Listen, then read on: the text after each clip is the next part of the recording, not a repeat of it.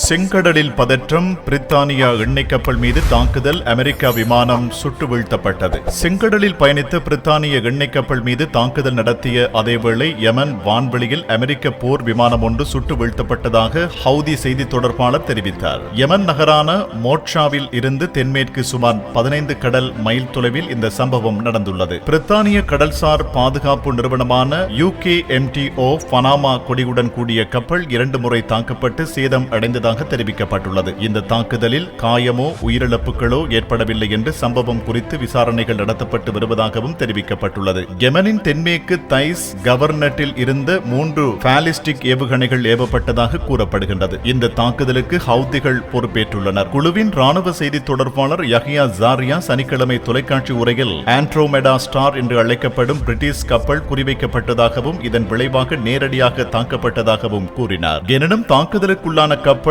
Andromeda star என்றும் சிறிய சேதம் ஏற்பட்டுள்ளதாகவும் அதன் பயணத்தை தொடர்வதாகவும் அமெரிக்க மத்திய கட்டளை உறுதிப்படுத்தியுள்ளது. இதற்கிடையில் யெமன் வான்வெளியில் அமெரிக்கா ஆளில்லா விமானம் ஒன்று சுட்டு வீழ்த்தப்பட்டதாக ஹவுதி செய்தி தொடர்பாளர் தெரிவித்தார். இஸ்ரேல் பலஸ்தீன போர் தொடங்கிய பின்னர் ஹவுதிகளால் சுட்டு வீழ்த்தப்பட்ட அமெரிக்காவின் 3வது ஆளில்லா விமானம் இதுவாகும்.